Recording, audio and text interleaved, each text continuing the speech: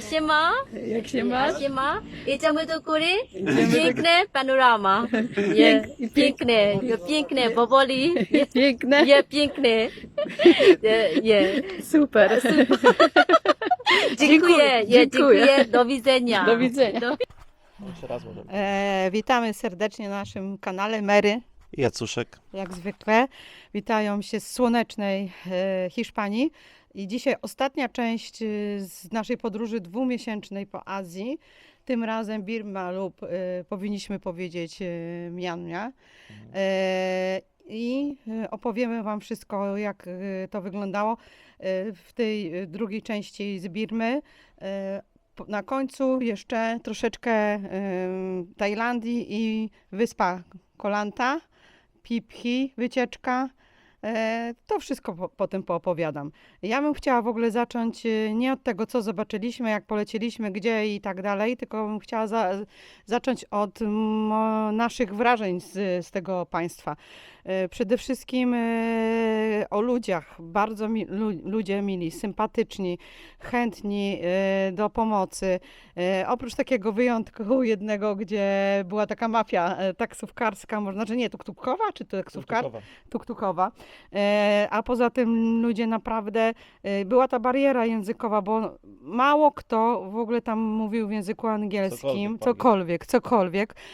Cały czas się zastanawiam, jak właśnie przy jezioro Ilne, jak starszy człowiek chciał nas oprowadzić po swojej wiosce całej, bo nie mówił w języku angielskim, jakoś tak chyba na migi trochę, nie wiem jak mi się z nim... To nie jest trudne, jedna uliczka i kilka domów. Tak, ale że on nas zaczepił.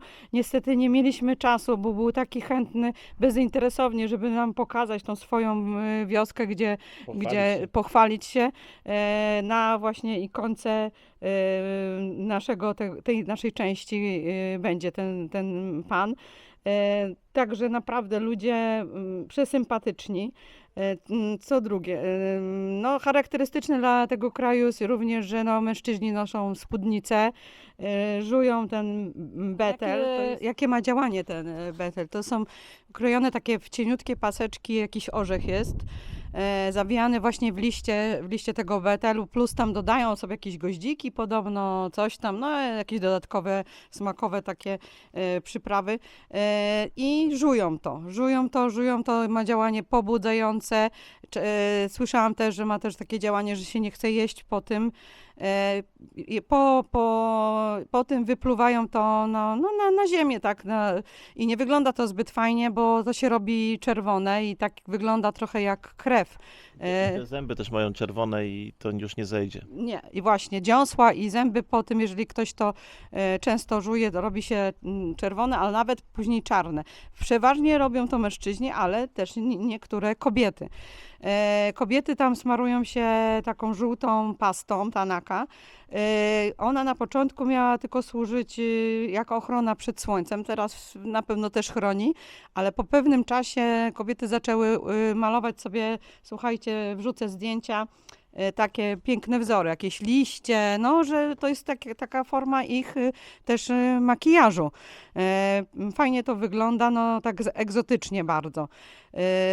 Nie ma problemu ze zrobieniem zdjęcia. Tak naprawdę jak ja się pytałam, bo mam w zwyczaju się pytać, czy ktoś pozwala robić sobie zdjęcie, to naprawdę chętnie się fotografowali. Mówię, bardzo mili, bardzo sympatyczni. Druga sprawa to jedzenie. W Laosie nie narzekaliśmy na jedzenie, chociaż opinie ogólnie, jak czytałam o Laos, nie są za dobre, ale my chyba dobrze trafialiśmy, prawda? To wydaje nam się, że w Birmie było lepiej. Było przynajmniej tam, gdzie my byliśmy, było smaczniejsze jedzenie niż... Do tego dania dodają orzeszki. Tak. Z tego co pamiętam. Więc tam trafialiśmy naprawdę i mogliśmy też takie duże krewety gdzieś tam, ale to później opowiemy, pojedliśmy. Fajne jedzenie. Na minus jeszcze akurat, jeżeli chodzi o Birmę, to, że palą śmieci. Wszędzie palą śmieci. W tej byłej stolicy w Mandalay to był koszmar. Koszmar, tak. Słuchajcie, palą. Nie można było oddychać w pokoju nawet. Wszędzie jest ten kurs, kraj naprawdę godny odwiedzenia. Jeszcze raz, nie wiem, czy w pierwszej części to mówiliśmy. W pierwszej naszej trójce z Azji. To nie. Tak, my byliśmy naprawdę pod wielkim wyrażeniem i nadal właśnie ubolewamy, że tak już rozwijała się ta turystyka pięknie, a w tej chwili no, każdy, kto chce pojechać, to jedzie tylko na swoją własną odpowiedzialność tam, no bo cały czas jest niespokojnie, jednak sytuacja polityczna no, nie jest stabilna. Po dotarciu do Pagar zatrzymaliśmy się w hotelu Skyview na 3 doby. Uważam, że to jest tak no, minimum, które trzeba tam spędzić czasu. Kosztował ten hotel $70 właśnie za 3 noce. Później udaliśmy się do strefy archeologicznej, która ma 13 km długości i 8 szerokości, czyli jest olbrzymia. Wstęp tam kosztuje około $20. Kupuje się bilet przy wjeździe do strefy, jest szlaban, stoi strażnik, żołnierz i ten żołnierz sprzedaje te bilety właśnie. My mieliśmy w pobliżu hotelu wypożyczalnię skuterów elektrycznych. Koszt, jaki to był tego skuteru? Chyba 30 zł Tak, tam był troszeczkę droższy już niż w tak, Bosie czy w no bo elektryczny może dlatego, że to nowość. Innych nie mieli, ale nie wiem, czy w ogóle można było innymi się poruszać, bo ja nie widziałem, żeby innymi tam jeździli skuterami. W strefie archeologicznej znajduje się około 3000 pagód różnego rodzaju. Przeszło 250, ale różnie to liczą. No i to, co było fajne, że tutaj można było każdą pagodę zwiedzić oddzielnie. Po prostu coś ci się spodobało, zatrzymywałeś się. Jechałeś dalej, znowu coś ci wpadło w oko, zatrzymałeś się. Znaczy obejrzeliśmy wszystkie podstawowe, wiadomo, ale też były bardzo fajne takie, które nie były wymienione w tym spisie najładniejszych i najbardziej okazałych. No tak, bo to są, słuchajcie, też pagody, stupy to się nazywa, świątynie, no różne są te nazwy. I co, ja jeszcze dodam właśnie ten skuterek, Jacuszek powiedział, że skuterkiem fajnie tam pojechać na wschód lub na zachód słońca. My byliśmy i na wschodzie, i na zachodzie słońca. Pamiętajcie, że jest zimno rano i wieczorem. Łapki zmarzły na skuterze. Tak, trzeba brać rękawice. Często w skuterze skuter jest wyposażony w rękawiczki, bo rano wyjeżdża się i to są góry też takie lekkie. I tak, o 5 rano i jest naprawdę, dostajesz takiego reumatyzmu aż w nadgarstkach, jak jedziesz tym motorkiem. Ja jeszcze dodam, że tam jest możliwość lotu balonem. My zrezygnowaliśmy, ponieważ to jest drogie. Za drogo nam było, mówię wprost, bo to była długa podróż 2-miesięczna. Chyba z tych wszystkich miejsc, gdzie można latać balonem, akurat tam moim zdaniem jest najdrożej. Bo Christopher, o którym wspominaliśmy, żeby mieć pewność, bo trzeba szybciej internetowo to zamówić, słuchajcie, to zapłacił $800 za 2 osoby.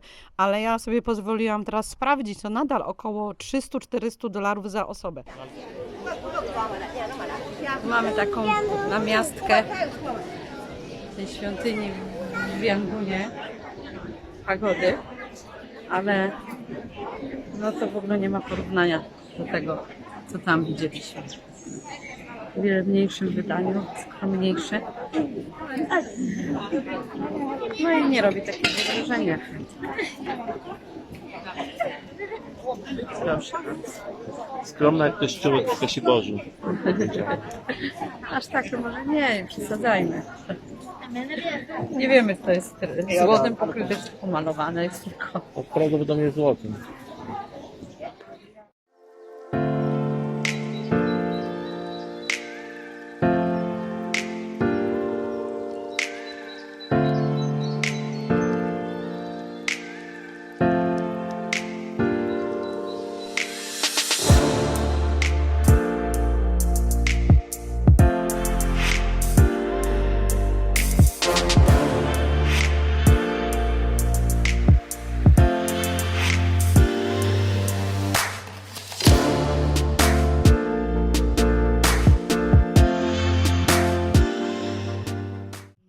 Wieczorem też na zachód słońca zachęcamy, bo naprawdę widoki są tam niesamowite. Mówią niektórzy, to my byliśmy akurat 3 dni, a można tam naprawdę spędzić według mnie i spięć i jest co robić.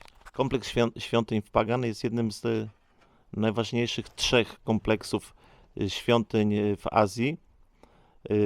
Pierwszym, który zwiedziliśmy, był Bora Badur w Indonezji.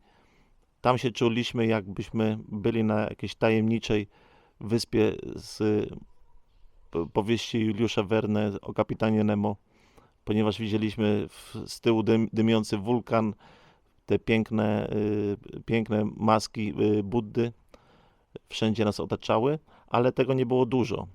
Natomiast w Pagan jest tego ogromna ilość i tutaj się czuliśmy jak Indiana Jones, który odkrywa każdą świątynię na własną rękę. Natomiast jeszcze jest 3 kompleks, Angkor Wat, to tam się człowiek czuje, jakby przeniósł się do książki Księga Dżungli. No, ja jeszcze bym chciała powiedzieć, że z tych 3 to tak, do tej pory jak nie byłam w Myanmie, to stawiałam zawsze na pierwszym miejscu Kambodżę i Angkor Wat jednak. To takie naprawdę też największe wrażenie na mnie zrobiło. Jeżeli chodzi o Borobudur w Indonezji, no fajnie, też wszystko spoko, ale z tych 3 to takim najmniejszym bym powiedziała wrażenie. Na 3. miejscu. Na 3. miejscu, a tutaj to nie wiem, jakbym miała wybierać, Na równo bym no, postawił. tak, to bym nie postawiła, co jest na pierwszym, czy Angkor Wat, czy ten Pagan. To jest trudny wybór, więc tak jak Jacuszek mówi, tak gdzieś mniej więcej na równo, tak bym to zrobiła, a potem właśnie ten Borobudur. No co, no to zwiedziliśmy, pojeździliśmy tym skuterkiem, fajnie wszystko było, w hotelu też dobra, można w hotel polecić, fajny basenik. Super jedzenie. Mieliśmy w cenie śniadania i śniadania wyglądały też tak jak obiad, także można było się najeść na cały dzień, że tak powiem. Tak. I jeszcze na dachu tego hotelu była restauracja, gdzie możecie sobie zjeść obiad czy kolację. My zjedliśmy kolację też z pięknym zachodem słońca. $5-6 kosztowało, to śmieszne pieniądze. No, Na tamte czasy, ale teraz to już nie wiadomo, jak to wygląda. Nie wiadomo. Z tego Pagan pojechaliśmy do Mandalay, też dawna stolica Birmy, bo to w ogóle tych stolic, to jak ja, Chyba 5. no kurczę, no dużo, bo Pagan był pierwszą stolicą. przed Paganem jeszcze były 3 stolice, które się znajdują przy Mandalay, bo się je zwiedza, nawet 3 czy 4 tam jest zwiedzanie takie, taka wycieczka jest. 3 dawne czy stolice, no to słuchajcie, no to już jest 6, tak? No, tych stolik, które było, no więc zmieniały się, dosyć często to się jednak zmieniało. W tej chwili jest ta stolica, o której my opowiadaliśmy, nawet nie powtórzę, jak ona się nazywa, bo tak do wymówienia trudna, ale to było w pierwszej części. Jak ktoś sobie chce zobaczyć, to tak zwane, jak my mówiliśmy, miasto duchów. I no, do Mandalay pojechaliśmy autobusem. Ale takim właśnie nie jakimś takim, że komfortowym, jak do tej pory mieliśmy wszystkie komfortowe autobusy, że rozdawali kocyk i tak dalej, jakąś wodę do picia, a tutaj był autobus taki jakby podmiejski. Bo nie była długa, nie pamiętam odległości, ale był taki najmniej komfortowy autobus, ale no dojechaliśmy. Hotel był w sumie też w dobrym miejscu, bo naprawdę parę minut na pieszo był ten Pałac Królewski, który trzeba zwiedzić, który na mnie, no i chyba na tobie też nie zrobił jakiegoś większego wrażenia, dlatego że w środku jest wszystko puste, to są tylko mury. Tam nie ma tego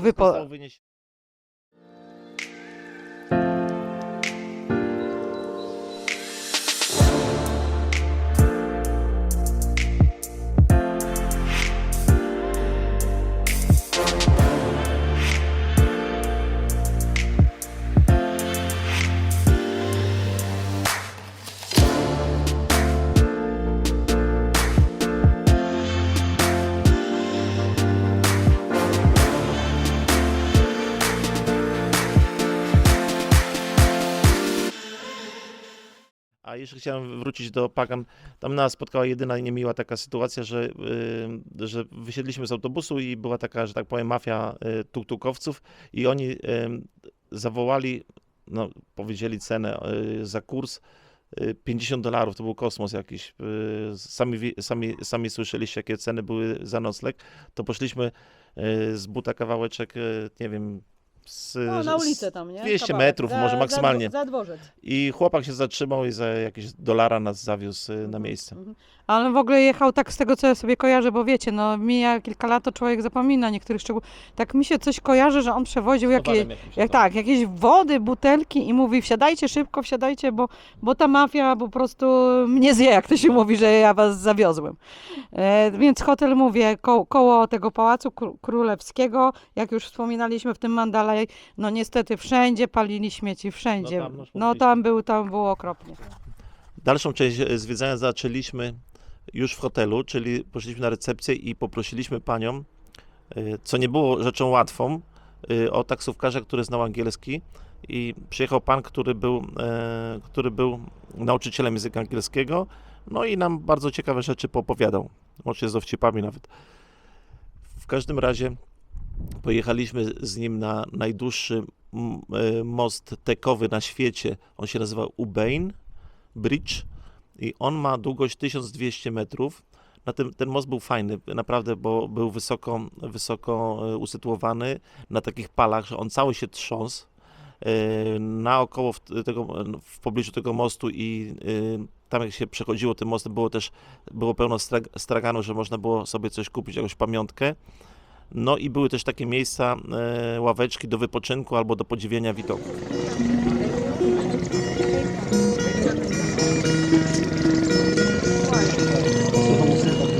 Połąckie.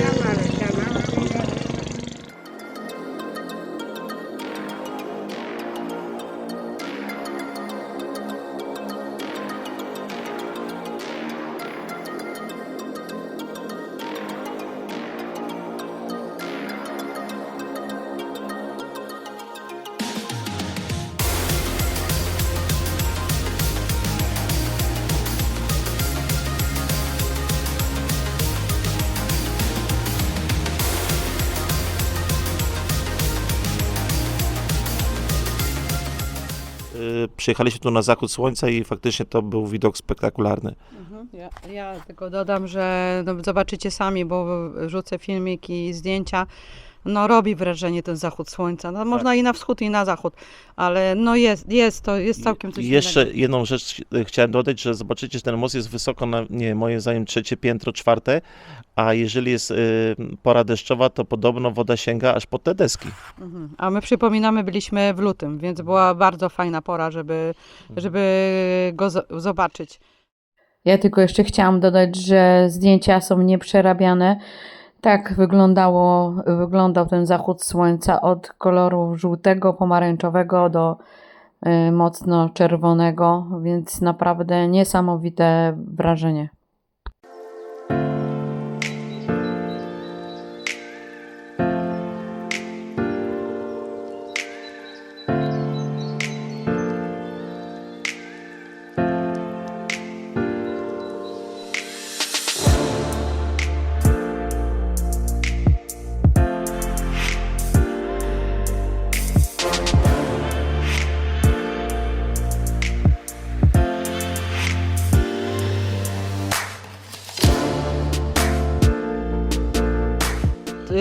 Potem pojechaliśmy z tym samym taksówkarzem do dawnej stolicy, co opowiadałam o tych stolicach, Awa się nazywa, to znaczy takie miasto klejnot.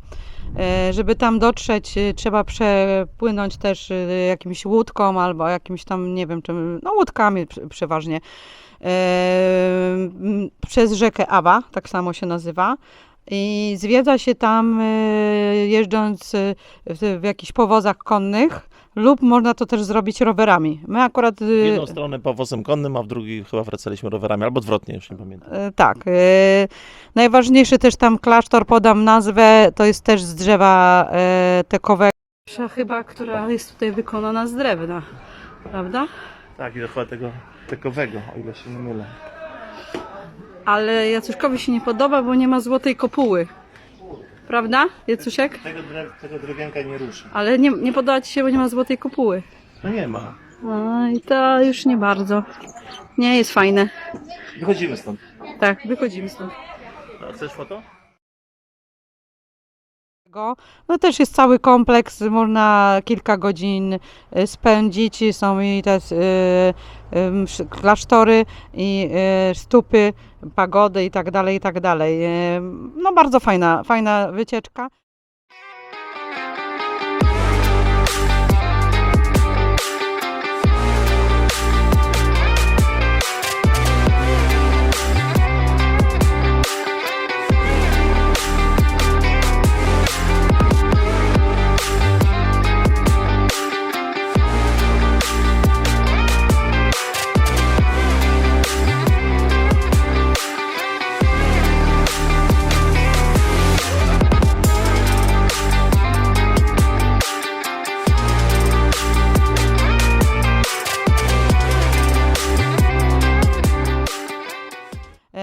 Jak wróciliśmy, przeprawiliśmy się z powrotem, to chcieliśmy sobie zjeść jakąś rybkę, bo my właśnie lubimy bardzo ryby. Niestety przy tej rzece jest dosyć dużo takich małych jakichś barów, ale nie wiem dlaczego akurat nie było ryby. Nie było, no. No i poprosiliśmy taksówkarza naszego, żeby nas zawiózł do jakiegoś lokalnego baru. Zawiózł nas do lokalnego. Ale z górnej półki.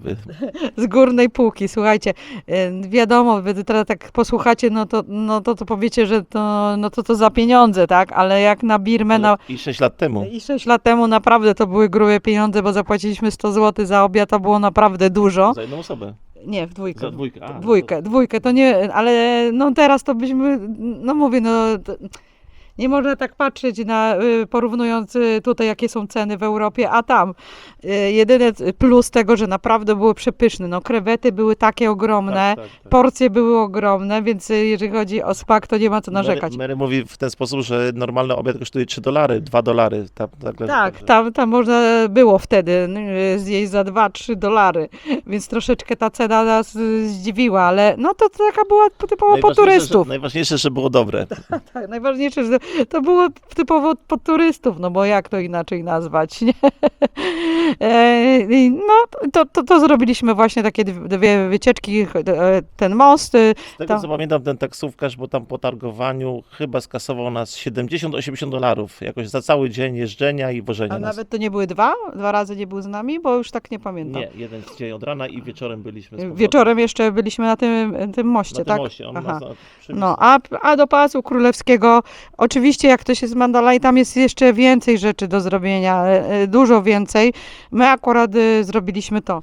Żeby zobaczyć wszystko w Mandalay, 3 dni w zupełności wystarczy. My byliśmy 2 chyba, tak? 2. No 3 noce, ale no można więcej, bo w okolicach też można troszeczkę, można na to wzgórze wejść do góry, żeby zobaczyć całą panoramę tego Mandalay. Samo miasto, my po samym mieście tak naprawdę tam się nie przemieszczaliśmy. Tam pewnie też jest troszeczkę tych zabytków, które można zobaczyć. I stamtąd już kończymy Mandalay, kończymy Birmę i lecimy do Tajlandii. No i z hotelu jechaliśmy taksóweczką, wezwała nam taksówkę 30 zł, także uważam, że spoko. No i fajne lotnisko, muszę powiedzieć, bo bardzo fajne okularki były przysłoneczne, oryginalne. No my tam nie kupowaliśmy, ale dobre ceny po prostu były na tym lotnisku. Po wylądowaniu na lotnisku w Krabi, bo lecieliśmy do Krabi, nie wiem, czy wspomniałem wcześniej, Nie mówiłeś. to zerknąłem do swoich kieszonek i okazało się, że miałem tam równowartość pieniędzy w Polsce 120 zł, a w tym, że tak powiem, przeliczając na rumy, to bym miał w Birmie 25 rumów Mandalay. Uważam, że jeden z lepszych na świecie. Jak ktoś lubi rum, to naprawdę polecamy. Rum Mandalay. Mandalay to nie jest taki, jak wiecie, jak się kojarzy, że jak jest trunek jakiś tam ichni, jak ja to mówię, że to jest niedobre, ale Mandalay jeszcze kupowaliśmy nawet w innych krajach i on jest bardzo dobry. Tak, polecamy. Powiedz jeszcze, I- bo już tam zaczęliśmy, pierwsze słuchy zaczęły chodzić, że tak powiem, o COVID-zie. Jak w byliśmy Birmie. nad jeziorem jeszcze w Birmie, no to mieliśmy takiego współtowarzysza wycieczki i on zaczął mi nam mówić, że coś się dzieje, że jest jakiś COVID, że coś jest nie halo, że coś zamykają szkoły, że trzeba maseczki nosić, a my nie mogliśmy w to uwierzyć. No to kupiłem gazetę, tą birmańską i sobie tłumaczyliśmy przez translatera i faktycznie zaczęło coś się dziać. Ale tak mówimy, pewnie jakiś lokalny wirus i zaraz to przejdzie. No i potem się okazało, że nie był wcale taki lokalny. Tak. Jeszcze właśnie, jeżeli chodzi o COVID-a, to kto nie oglądał, to obejrzyjcie sobie z Wietnamu naszą część. Później to wszystko powiązaliśmy właśnie tą chorobę Jacuszka, co nie wiedzieliśmy, był tak bardzo chory w Sylwestra. I ten COVID się ciągnął za nami aż do końca. Tak. Później właśnie, no już wspominaliśmy, mówię w pierwszej chyba części o Azji, że miało to wpływ właśnie na końcówkę naszej podróży. W każdym razie przylatujemy na Krabi, jesteśmy tylko jedną nockę w takim hostelu, no skromnym bardzo, ale to... Znaczy, był po remoncie, fajny, No, ale no tak, to było na jedną noc, tak? Tani, bardzo tani, ale- I później, wcześniej rano wstaliśmy, żeby... ale bardzo miła pani z recepcji zamówiła nam taki transport publiczny, taki busik 10-osobowy na Kolantę. Stamtąd na Kolantę i tym busem się jechało do promu i teraz Jacuszek mówi, że ten bus wjeżdżał na prom. Tego jakoś nie pamiętam, jakoś tak umknęło mi, Na pewno. czy on wjeżdżał, ale czy my musieliśmy wysiadać, No, tego nie, tego też nie to już nie pamiętam. pamiętamy. W każdym razie tym promem przepłynęliśmy na Kolantę. Tam mieliśmy, no taka spokojna, ale mi się bardzo podobało na tej Kolancie. Ona nie odniosłam takiego wrażenia, wiecie, że ona jest taka strasznie turystyczna, nie? Taka jest spokojna.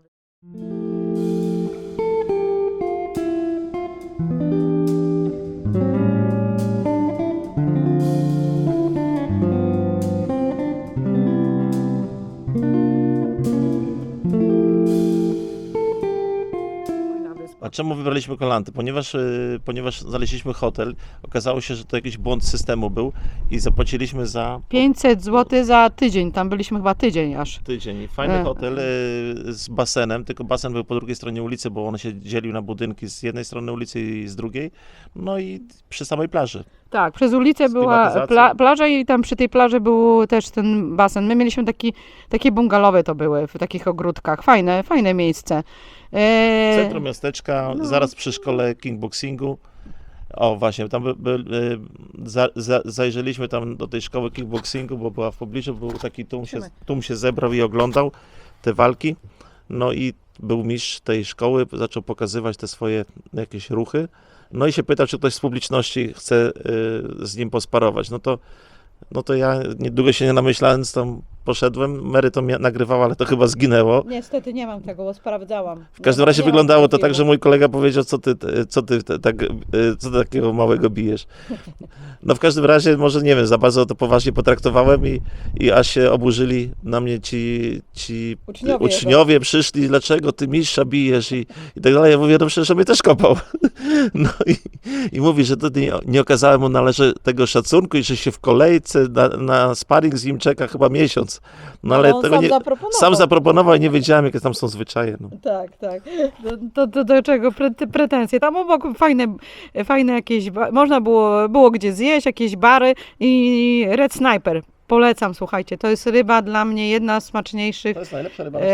Dla mnie tak, ogólnie, jak my lubimy ryby, to ja zauważyłam, no nie wiem, czy to jest jakaś reguła, czy to jakiś przypadek, ale wszystkie te różowe, sąsiad nasz idzie, Jordan, wszystkie te, słuchajcie, czerwone czy różowe ryby są smaczne i ten Red Sniper, tam nie było problemu, żeby go dostać, to chodziliśmy chyba codziennie na tego Red Snipera. Wszędzie na świecie ta ryba jest bardzo droga, tam jest tania, normalna cenie cena. polskiego śledzia. Tak, normalna cena. W sklepie, co ja sobie kojarzę, to już wtedy nie było plastikowych reklamówek. trzeba było przychodzić i to bardzo fajnie, trzeba było przychodzić z swoją torbą, plecakiem, bo tak nawet papierowych chyba nie było. W ogóle nie było żadnych takich toreb. Poznaliśmy tam Kasię i Wojtka i bardzo ich teraz serdecznie pozdrawiamy, którzy Też byli z nami na wycieczce w tak, Chinach. w tym roku pojechaliśmy po 6 latach, bo mieliśmy kontakt tam gdzieś wiecie, na WhatsAppie, telefoniczny, zawsze co słychać i fajnie, miło. I byliśmy z nimi w maju w Chinach. Też zachęcam do oglądania. Zaproponowali nam wycieczkę z biura niemieckiego Bawaria i ona nas kosztowała, też polecam, 5000 euro, 15 dni w Chinach. Z rejsem, z rejsem rejsem po po Yangtze. Jeszcze raz pozdrawiamy, myślę, że jeszcze gdzieś tam razem się gdzieś wybierzemy. Wypożyczyliśmy też skutery i wspólnie już z nimi, właśnie z Kasią i z Wojtkiem, troszkę po tej Kolancie sobie pojeździliśmy tam skuterami. Tam jest park małp.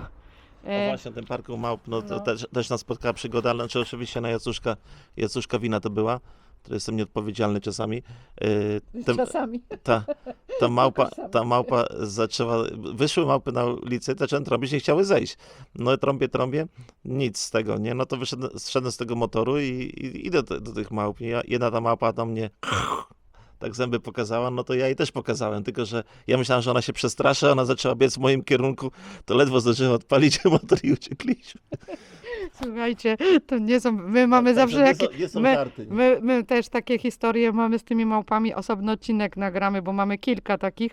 One chichy, śmiechy, jak to się mówi, ale one są agresywne i czytałam, uważajcie, żadnego jedzenia, żadnego karmienia, bo w tym Albo z parku, jakiejś odległości bezpiecznej. tak, one są po prostu makaki, tak? Makaki. One są bardzo niebezpieczne. Podam później jaki jest wstęp. Tam nieduży wstęp do tego parku, chyba tam 15 zł, ale jeszcze sprawdzę i napiszę we vlogu. Wycieczka na wyspę Phi Island. To był taki pakiet łącznie z biletami na prom.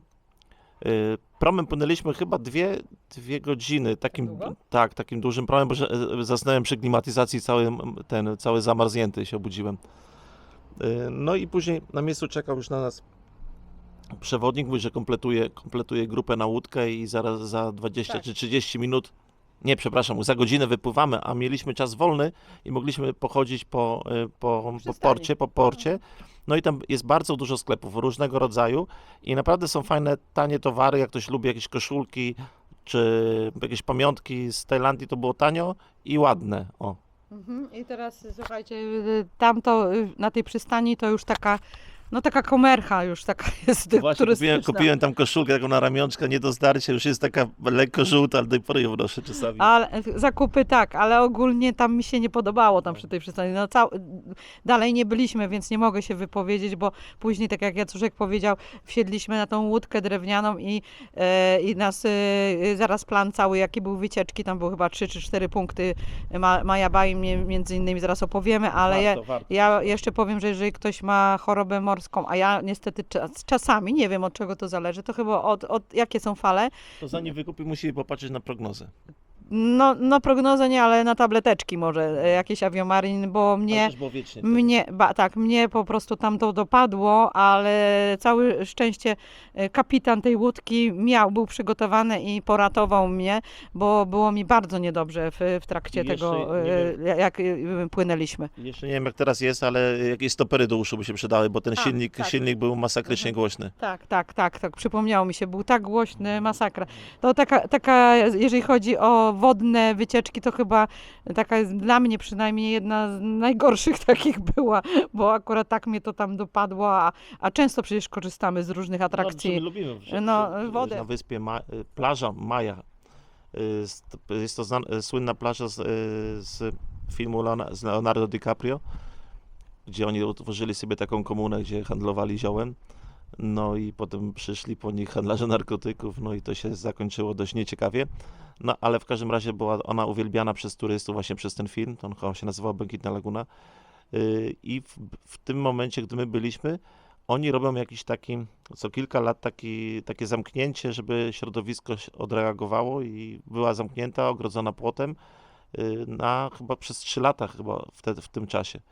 No i była możliwość to wtedy tylko snurkować i podziwiać Obok. rybki obok.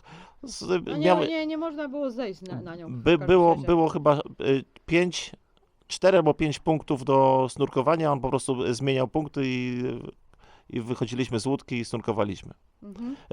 W cenie były też te maski. Później była I płetw. taka laguna, coś coś takiego, nie wiem ta nazwę.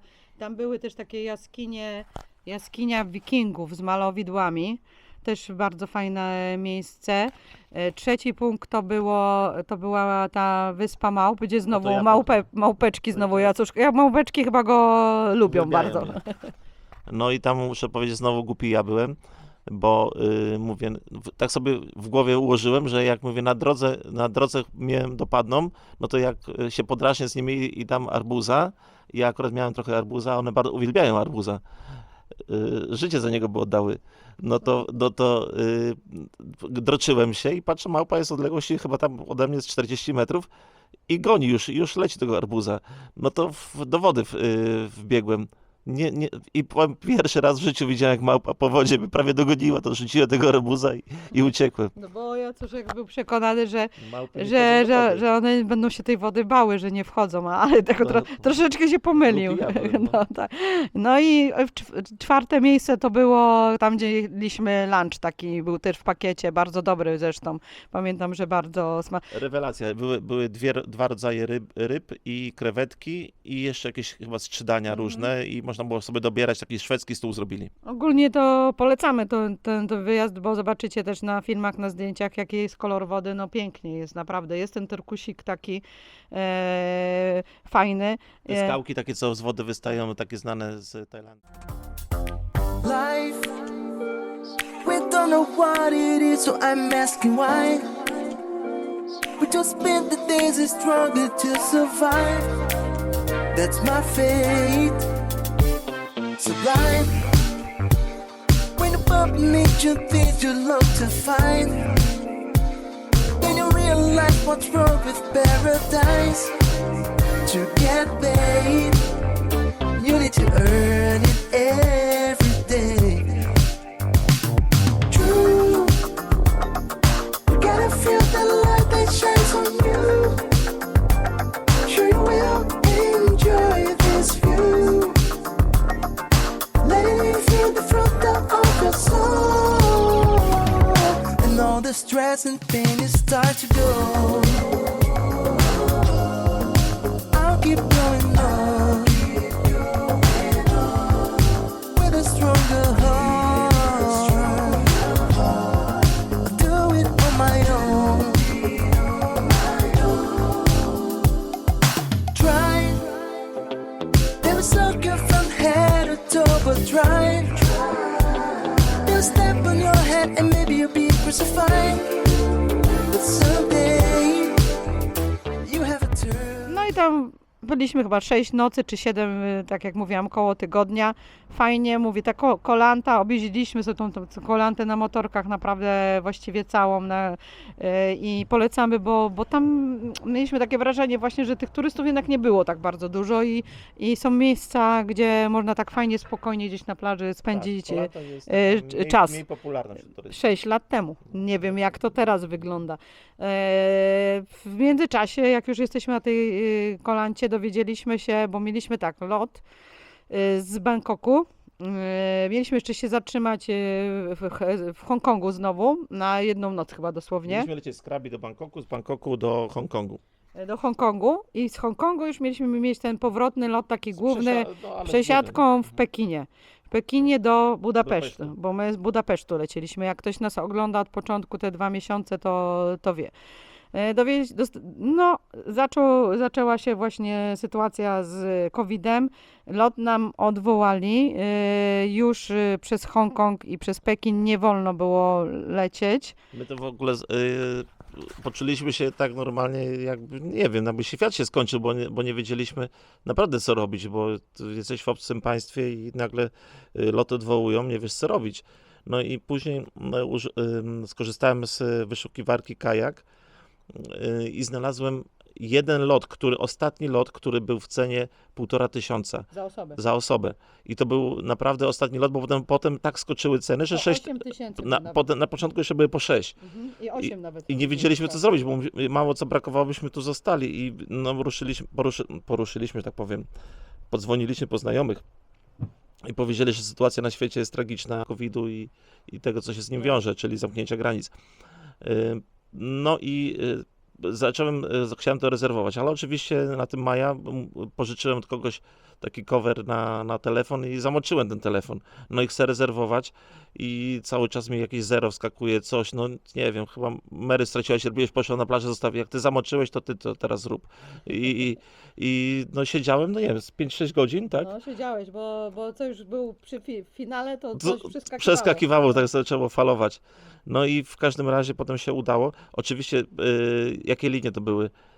Egypt Airlines. Przez Kair. Przez Kair. Wam zaraz powiem, jakie to były linie, bo pierwszy raz korzystaliśmy z ich usług i wrażenia były dość niesamowite. No ja jeszcze tak, Jacuszkowi się udało, słuchajcie, zrobić tą rezerwację, w końcu naprawdę siedział kilka godzin, ale przez to, że właśnie były problemy z tym telefonem, no to zrobił literówkę w nazwisku. Tam zamiast OA na przykład, coś tam, no w każdym razie jakąś literówkę w nazwisku. Jedna litera. Jedna litera. Była błędna. Lecimy do Bangkoku. W Bangkoku jeszcze tam mieliśmy chyba fajny też hotel, ale dosyć daleko od lotniska, pamiętam, że on był, bo tam są 2 lotniska. Znaczy był daleko od tego, co wylądowaliśmy, a był blisko do tego, co mieliśmy wylecieć. A, także. no to tak. No i się denerwujemy, bo już ten lot już jest zamówiony, ale z drugiej strony w ogóle 14 luty, romantyczna przejażdżka z Jacuszkiem, romantycznym Jacuszkiem tuktukiem zamówił mi. Proszę, jaką mi tutaj mąż zafundował walentynkową przejażdżkę romantyczną. Proszę bardzo. Ekskluzywną. No. A to następna tego kanapara. Przodu. Można. Po co tam limuzyna? Ale long wersja. 14 lutego. Ale dresy chyba kupiliśmy tam. Tak, kupiliśmy. No nie gadaj. Przykupił mnie. Takie wypatrzone dresy, wspomniałem sobie teraz. No ale słuchajcie, było. pytamy się menadżera, bo już tam wiadomo, już w Bangkoku to już normalnie wszyscy przecież po angielsku mówią w hotelach. Pytamy się menadżera, co z tą literą. Mówi, musicie zrobić tak, żeby, nie wiem jak to zrobicie, żebyście lecieli od razu jak wylatujecie z Bangkoku na jednym bilecie. Żeby to nie było tak, że w Kairze jest przesiadka i w Kairze musicie dopiero sobie wydrukować ten na następny lot z Kairu. No i no nie wiem, ja tam wierzę czasami w jakieś takie rzeczy dziwne, niesamowite, bo nam się, dlatego ten nasz kanał się tak nazywa, bo naprawdę nam się co chwilę coś przytrafia właściwie w każdym kraju. W momencie kontroli na lotnisku zawiał wiatr i te nasze bilety spadły babce na ziemię, bo już doczytywała się powoli, że ta litera się nie zgadza, ale już była tak sfrustrowana, że musiała zbierać te kartki, że machnęła ręką i nas puściła. No to jak to nazwać? No przy odprawie, no tam nie ma wichury przecież. Nie wiem jak to się stało, że te kartki wszystkie spadły na podłogę. No to dla mnie to też takie dziwne. Gdzieś anioł jakiś, tak, anioł gdzieś tam stróż nad nami czuwał i to spadło i po prostu nie zwróciła uwagi na te...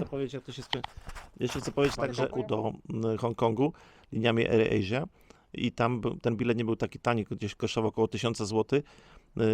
I w Krabi zrobiłem reklamację, bo mówię, że to nie moja wina, że odwołali ten lot, bo te linie normalnie latały, którą mam połączeniówkę, że ja muszę zrezygnować.